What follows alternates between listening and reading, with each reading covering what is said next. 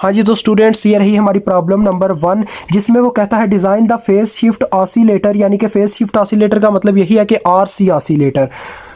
RC oscillator हमने क्या करना है जी, हमने डिज़ाइन करना है shown below so that the oscillating frequency is F not. F not सिर्फ उसने मुझे दिया जी, मैंने आपको सारी इसकी डिटेल बताई थी कि कैसे आप मतलब कि क्या कर सकते हैं जी, आप इसके अंदर अनगिवन वेरिएबल्स कैसे मालूम कर सकते हैं। तो एफ नॉट उसने हमें कितनी दी है, 400 हर्ट्स।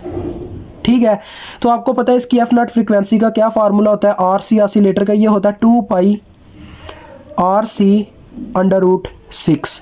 तो यहाँ पे हम सी की वैल्यू कुछ लेट कर लेंगे, तो सी की वैल्यू हमने लेट ही करनी होती है, तो सी की वैल्यू फॉर एग्जांपल मैं लेट कर लेता हूँ 0.1 माइक्रोफैरड। ठीक है, जब जी ये हमारे पास क्या होगी, लेट हो गई, तो फिर हमने क्या करना है, बस आपने थीसिस जिन्होंने नहीं समझे वो जाके थीसिस देखें, अदरवाइज उन्हें इसकी बिल्कुल समझ नहीं आएगी।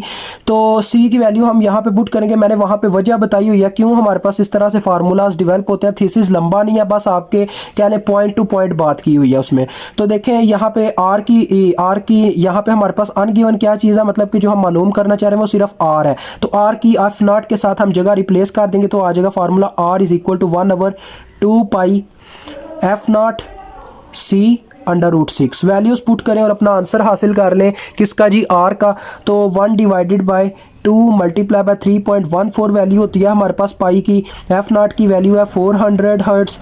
सी की वैल्यू हमने चूज़ किया 0.1 माइक्रो मीन्स 10⁻⁶ और साथ में √6। तो इस सवाल को हल करने से जो आंसर आता है मैं आपको कैलकुलेट करके बताता हूँ। तो स्टूडेंट्स इसका आंसर आ रहा है R is equal to 1.6 kilo ohm. तो R की वैल्यू मैंने आपको ये भी चीज़ वहाँ पे बताई थी इसके थीसिस में कि जो हम R1 की वैल्यू आगे फाइंड आउट करते हैं वो किसके बराबर होती है, वो बराबर होती है 10 times of R, this R value 10 times इसके बराबर होती है। तो 10 times of 1.6 kilo ohm register का क्या आएगा जी, 16 किलो ओहम का रजिस्टर आ गया हमारे पास R1 का। अब RF लास्ट में एक वैल्यू रह गया जिसे हमने फाइंड आउट करना है और उसकी एवरेज को फाइंड आउट करना है। तो RF का जो हमारे पास इसका फार्मूला था वो था जी RF divided by R1 is equal to 29 times. क्योंकि ये मैंने आपको इस तरह से समझाया था, इसमें दो चीज़ें यानी एक R एक रेजिस्टेंस एक कैपेसिटर है, 1 + 1 2। उसके बाद देखें नंबर ऑफ एलिमेंट्स चेक किए जाए तो 3 रजिस्टर है 3 कैपेसिटर है, 3 × 3 9, यानी इस तरह से 29 बनता है। तो इस तरह से आप इसको याद रख सकते हैं। तो RF इज इक्वल टू हो जाएगा 29 × 16 के।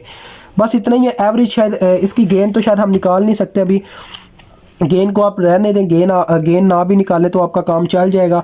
बस आप इसको फाइंड आउट कर दें 26 × 16, तो ये आता है 416 किलो ओहम। तो इस तरह से स्टूडेंट्स आपका ये क्वेश्चन हल होता है। मुझे उम्मीद आपको समझ आ गई होगी, काफ़ी इजी क्वेश्चन था। बस आपने इसके थीसिस एक दफ़ा देखने और आपका काम डन हो जाएगा। अल्लाह हाफिज़, अस्सलाम वालेकुम।